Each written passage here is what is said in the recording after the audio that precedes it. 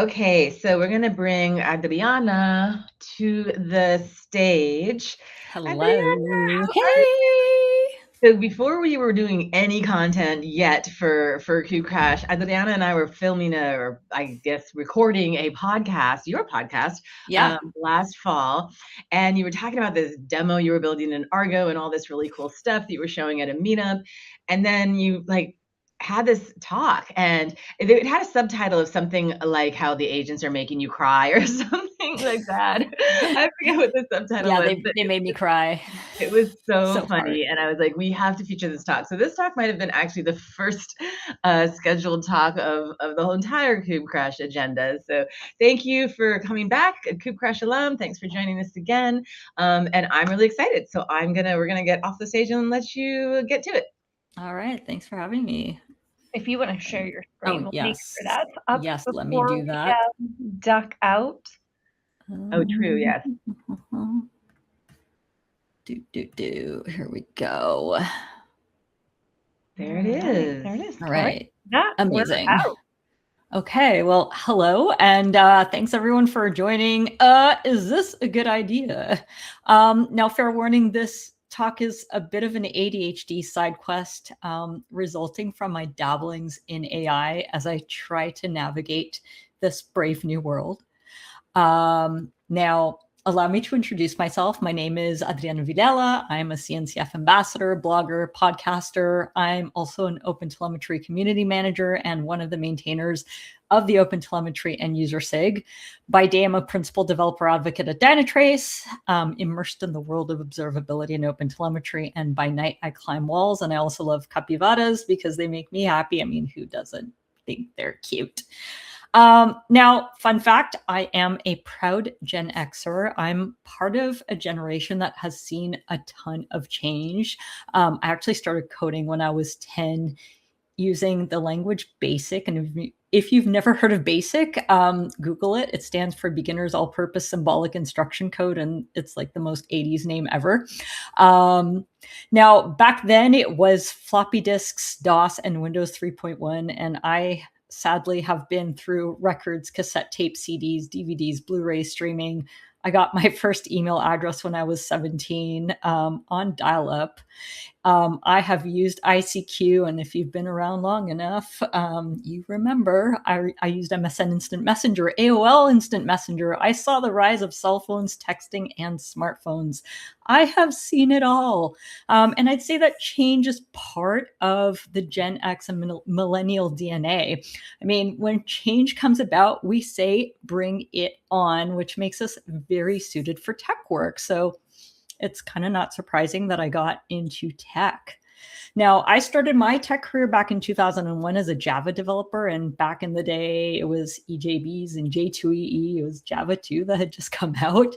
And I actually stayed as a Java developer for 16 years before I moved on to the DevOps, platform engineering, observability side of things. And I can tell you that being a developer back then was so different. Like, Google had been around for a few years, so we had that, thankfully. But we were still into monoliths. Cloud wasn't really a thing. And like I said, development was a lot simpler. Now we cut over to 2026, and developers are expected to know a lot and do a lot more. I mean, just look at this list of stuff that developers are expected to know these days just to be able to write code. And so the question is, how do you cope when you have to do all this extra stuff, even if it's not necessarily part of your day-to-day, so you don't remember necessarily how to do it all? Like, for example, here are some things that I had to do and have to do as a developer that I have a hard time remembering. Bash scripting. I know enough to be dangerous, but like, I can't remember how to do loops and if statements for the life of me. I always get the syntax wrong. Regex, no, I just like peace out. Just tell me what I need to know. I don't want to ever learn regex. I know some people are super into it, not me. Complex Git commands, like, yes, the daily Git stuff, like Git push and commit and all that, great. But when it comes to the fancy stuff like rebase and cherry picking, just someone tell me how it works. And of course, decoding those really nasty stack traces. Again, you know, like, a wall of text when you get a stack trace, overwhelming. Now, in the past, I was one of those people who had like Notepad, where I had a list of all the things that I had a hard time remembering. And in more recent years, I decided to get smart. I'm like, I'm going to create a private GitHub repo to keep all of my knowledge handy. But even having that at my fingertips was like too much effort. I'm like, oh my goodness, I have to search through this, and then I wouldn't find it, and then I'd like end up duplicating stuff. So, it begged the question, as a developer, I am a lazy person by nature and would love to be able to just ask the question and have an answer displayed in front of me. And luckily, we have chatbots, which, by the way, I would have loved to have had this early in my development career when I was getting started. But I would say that's useful for like smaller things. Like, for example, I was writing a blog post today. I wanted to create alt text. Great, sent it to my chatbot. But if I want to do something fancier, like bootstrap a dev environment on my local machine, then what? And at the end of the day, as I said, I'm a developer, I'm lazy by nature, and would just like to be able to ask a question and have the answer displayed in front of me. And this is where MCP comes to our rescue. And, I think at this point, a lot of people have heard of MCP, so I'm not going to spend a ton of time on it. But in short, MCP is essentially an AI native API to access services so that we can have like conversational access to certain services through our LLMs, which is awesome. Now, when it comes to natural language used to interact with systems and services, MCP servers have been a huge game changer, and it got me really excited. And I thought, well, what if we could create prompt-based workflows using MCP servers, and what tool could we use to get the job done? And perchance, I heard of this tool called Goose. I think I saw a post from Angie Jones on Blue Sky at some point last year, and she was like detailing all this cool stuff that Goose could do. And I'm like, oh my God, that's so cool. I need an excuse to use this thing. By the way, if you want to learn more about Goose, just check out the QR code on the screen. Now, Goose essentially, so if this is like our MCP overview diagram, think of Goose as basically an abstraction layer on top of MCP. So you've got Goose sitting there, and you can select your AI assistant and LLM combination. So you don't have to commit to a particular AI assistant or LLM, which is kind of nice. But you might be wondering, okay, but there are other similar tools to Goose, so why on earth would I want to pick it? And the answer is, well, first of all, it's free and open source, and we love free and open source. It runs locally. It allows you to plug in your favorite provider, i.e. your AI assistant and LLM. And because it's, I said, an abstraction layer allows you to mix and match at any time. Now, keep in mind that, of course, like Goose itself is free, but like those underlying LLMs are going to cost you, right? You still need a subscription. Now, finally, one thing that I found very attractive about Goose is that it has these reusable, shareable workflows called recipes. And I think of them as like similar to Ansible playbooks, but the difference is it's instead of writing like YAML, you're writing like natural language. I mean, these things, the format is YAML, but the prompts themselves are natural language, which is really cool. And it supports these things called sub-recipes, so you can encapsulate specific tasks, similar to, writing functions in your code. But it begs the question, is it worth it? Can developers use natural language to simplify work? And to answer that, I decided to build out an example, and I needed an excuse, right? So my idea was I was going to create this lovely natural language workflow that was going to provision a Kubernetes cluster, install and configure Argo CD in my cluster, Now, like I said, I work with OpenTelemetry, so I was going to use Argo CD to deploy the Hotel Demo app. It was going to manage and deploy it, so all of the various components associated with it. And then, because I work at Dynatrace, I wanted to send all of my data from the Hotel Demo app to Dynatrace, and Dynatrace has an MCP server, so I could query that hotel data using natural language. So that was the idea behind it. And so my Goose setup was basically running Goose in a dev container because I wanted to limit the blast radius. If the LLM started messing up with my system, at least it would be contained to that dev container. I was going to use GitHub Copilot as my provider because that's what I had available free through work. GPT-4o is my model. Before you start criticizing me about that, I will get into that a little bit later. And then also wanted to use some additional extensions, which is basically Goose speak for MCP servers. So it has a developer extension, which allows Goose to interact with the command line on your behalf.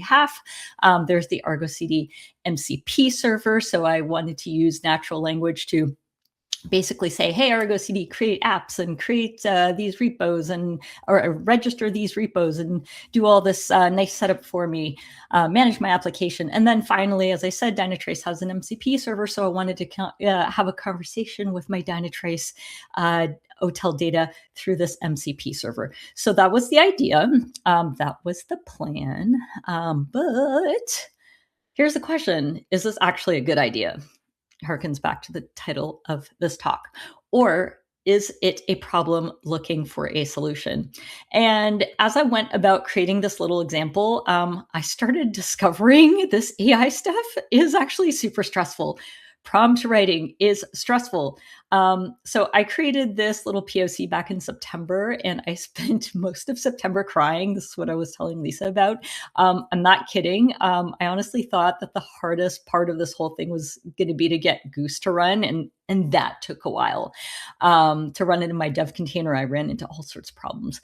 But no, the hardest problem was trying to get the prompts to do my bidding, and it caused me pure misery and made me feel like this. Not fun.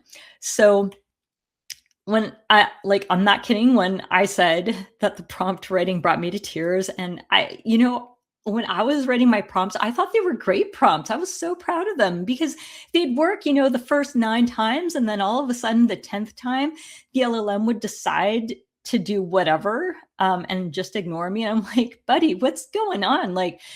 If we were hoping for those lovely human computer interactions like on Star Trek where you say, hey, computer, run a level 10 diagnostic. And the computer's like, yeah, no problem. It's not like that at all. It's more like in Star Trek 4 when Scotty picks up his mouse and goes, hello, computer, and nothing happens. That's what it felt like. So for example, I wrote this beautiful prompt for generating an Argo CD API token because I needed this API token to be able to use the Argo CD MCP server. And I was so proud of it. I'm like, look how clear and concise this thing is.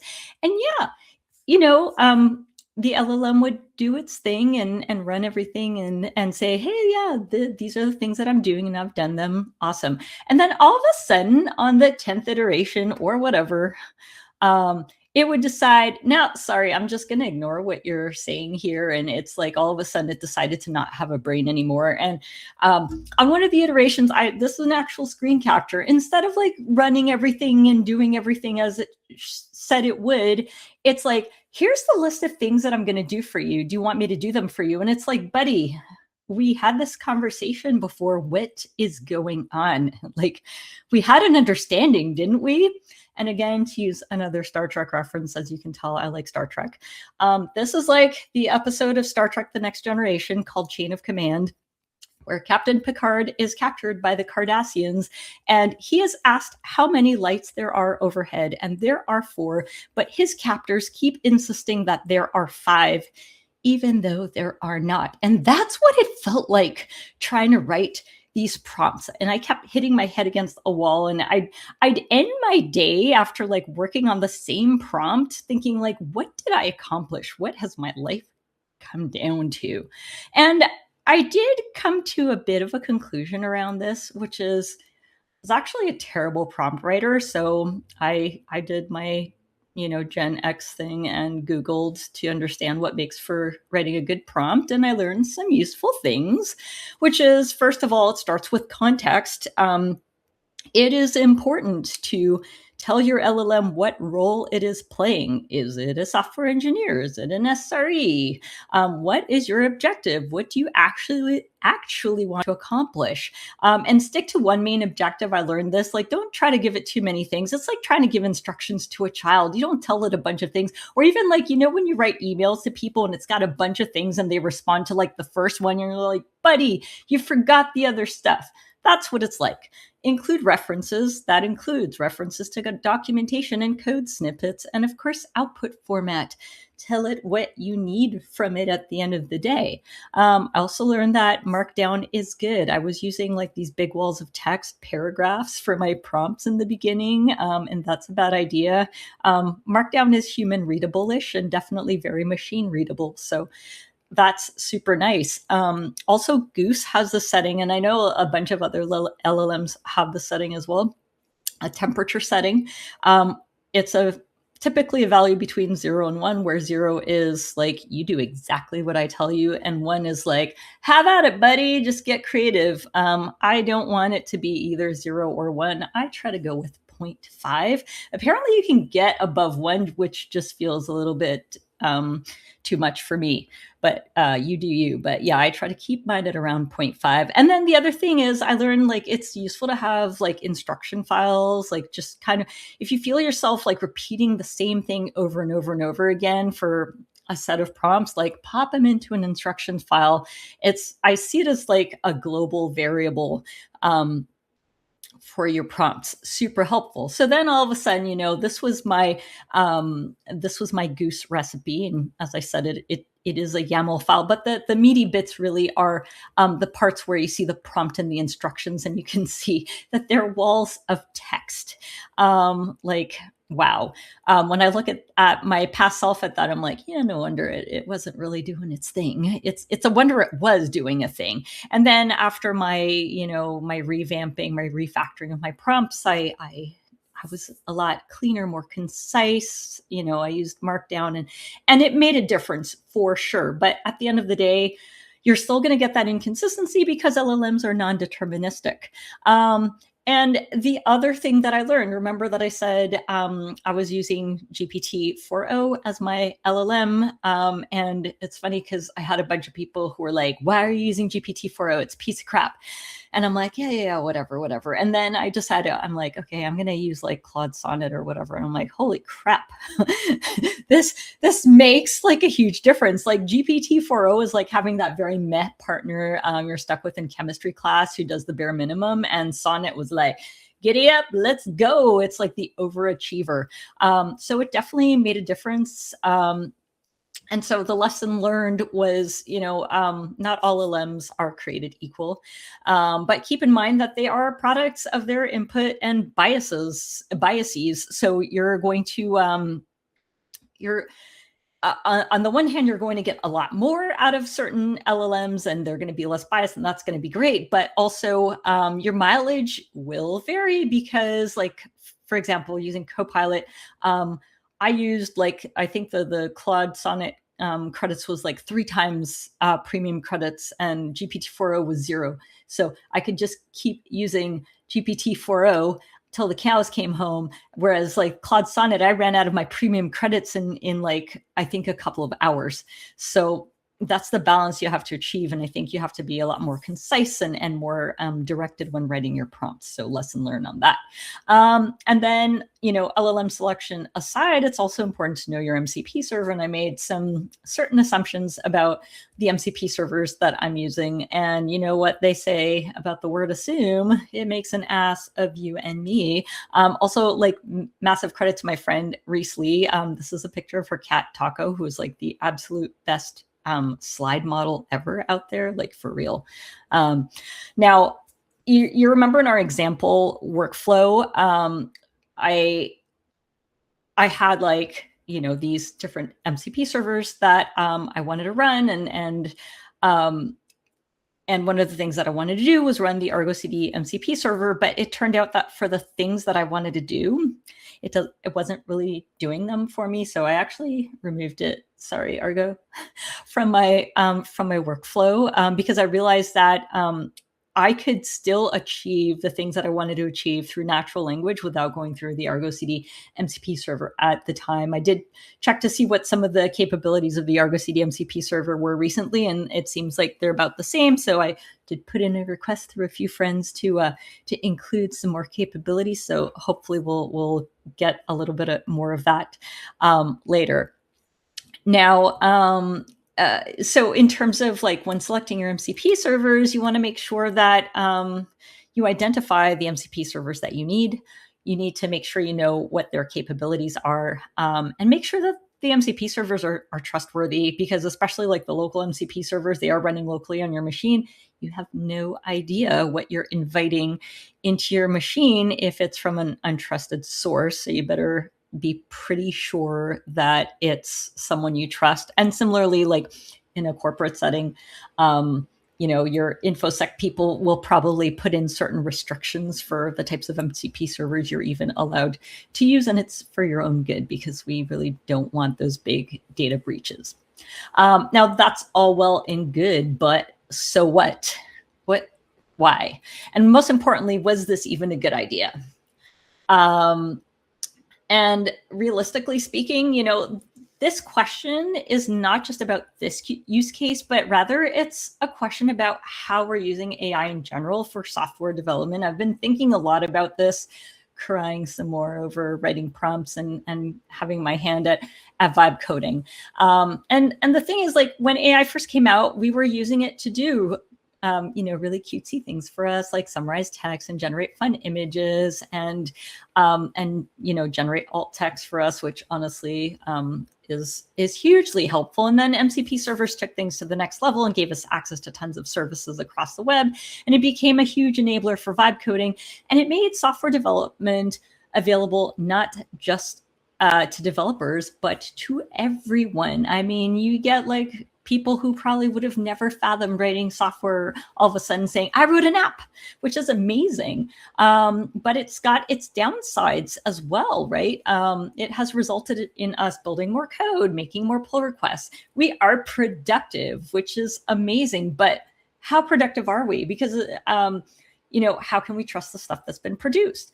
It has resulted in more slop and more developer laziness. We can, if we wanted to, we could just have AI, our agents review pull requests, agents writing code, agents writing documentation, and we can just be hands-free, setting off some minions to do our bidding. And we're just like, la, la, la, let's just sip some margaritas on a hammock and be done with it. Some people don't even bother to review what's being produced. And it made me think, I was thinking about this recently when I saw an announcement about how the Kubernetes project is actually being very mindful when it comes to managing like AI generated pull requests, to really make sure that there's human accountability behind those pull requests. And these are the types of things that we need to think about. Now, because of all this, it has resulted in a major disruption in software development. And I would say not everyone, of course, there are exceptions to the rule. But I would say a lot of people who are probably having the hardest time with vibe coding are probably the Gen X and millennial developers. Even though their very essence is defined by change, vibe coding has fundamentally changed development as we know it. It's no longer about mastering a language. It is all about context engineering and architecture. And meanwhile, you've got, your Gen Z developers growing up AI native, maybe they have had exposure in traditional forms of development, but they're not deeply entrenched in those old coding paradigms in the same way that old farts like me are. So that transition is a lot more seamless. And the Gen Alphas, they're growing into a world where that is all they know. But these younger folks, they have that advantage of the AI native viewpoint, but they lack that experience in architecting secure, scalable, and resilient applications, which really means that we still need juniors and seniors more than ever, just in a different way than we used to in the past. So Now, this begs the question, is this still a good idea? And let's talk about some good ideas. Well, first of all, we use prompts to generate reusable code. That's a great idea. LLMs are non-deterministic. As we learned, like we can't expect that reusability of the prompts themselves, but they are so good at generating the stuff that is deterministic. So let's let them do that. Good idea. Keep our prompts concise and directed. Again, it's like having that conversation with your child. Don't give them too many things. They're not going to remember all that.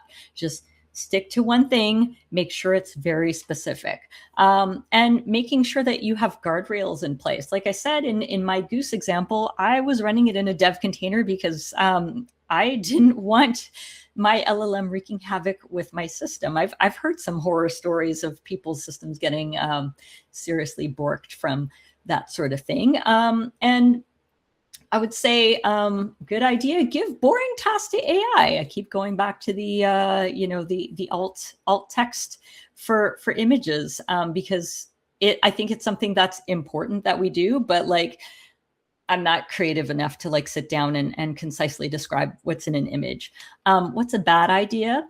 Well, abdicating full control and knowledge to your AI? No, I don't think so. I think having that human oversight is extremely important. And especially because if we abdicate so much to AI, we're going to actually lose that muscle memory. We're going to lose that knowledge. So I personally don't ever want to be in that position where I lose that. Like I was even, I've even pulled back personally on some of the things that I used to give to AI with regards to like, oh, how can I like word this a little bit better? Or how can I be more concise? Sometimes I still do that, but the reason why I don't do that is because I still want to have that muscle memory of being able to think and think more concisely and more clearly. Also a bad idea is coding when you don't know a language well enough. Like I actually had this little vibe coding experience, my first actual vibe coding experience, where I'm like, you know what, I'm going to write an application, but I was like, oh, I want to do Python because I know Python, and the agent's like, well, actually, I suggest Node.js and blah, blah, blah framework. I'm like, I've never heard this framework, but okay. So it generated a bunch of code for me. And I'm like, cool. I guess it works, but I have no idea what it's doing because I don't know JavaScript and I've never heard of this framework. So there's zero oversight. I don't think that's a good idea. I think knowing enough to be dangerous is great and useful. Not knowing anything, I think, just opens doors to problems. And another bad idea, treating your LLMs as deterministic, because again, we can't trust in that. Like I said, it can execute perfectly the first 9 times, and then all of a sudden it's like, never mind, I'm just going to do my own thing. So we can't trust that. That's why it's important.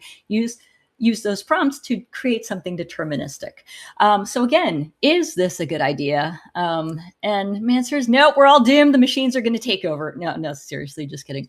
But only time will tell if any of this is a good idea. We're definitely in really uncertain times. And for those of us who have grown up Gen X and millennials, sometimes this feels like magic, but it's also really exciting because we have no choice but to embrace the change and move forward. I mean, we have to, right? If we're going to survive in tech, it's all about pushing boundaries, experimenting, trying out silly use cases like this. Like it was probably a problem looking for a solution, or a solution looking for a problem, I should say. But trying out these silly use cases is the only way that we're going to learn, and it's the only way to advance change. Keeping that in mind, my final takeaway for you is this: early adopters push things forward. The people who are getting frustrated and are failing are the ones who are pushing boundaries. That's how we evolve. We start these conversations. I'll talk about something in a talk, and then someone else will be like, "Ooh, that's really cool. I can build on that idea." That is how we learn and grow in tech. And that is it. And I'll leave you with some references and shameless self-promotions. For anyone who's interested in learning more about Goose, you can check out this link here. I also do have a link to my GitHub repo where I have my little Goose experimentation, a couple of blogs on my Medium blog about Goose and my dabblings with vibe coding. And like I said, I do have a podcast called Geeking Out, and Lisa was on my podcast previously. I've also had Kelsey Hightower on there, Abby Bangser. Most recently, I had Scott Henselman, and the logo is a capybara. So, you know, more reasons to love it. And I drop new episodes once a month. So check it out. It's so much fun. Thank you. It literally is just geeking out with Adriana. It's just so much fun. And we could have filmed 4 hours of it. Oh yeah. Eventually we got to tech. And these guys were really enjoying your presentation until you canceled them. And they're like, sorry, Argo. And then they went. I'm so sorry. I was like, they were loving it. And then they saw the big like X and they're like, what? It's okay. We had a little I challenge Argo people to improve the MCP server. We're working on it. I've got my Argo too, my plushie right here. Oh, good. Thank you for securing this for me. Absolutely. Okay, well, these guys are gonna go back with their friends back there. Thank you so much for. Oh no, we're larger in screen. This is what I was holding up a minute ago. Okay, thank you so much. We're like getting towards the final stretch.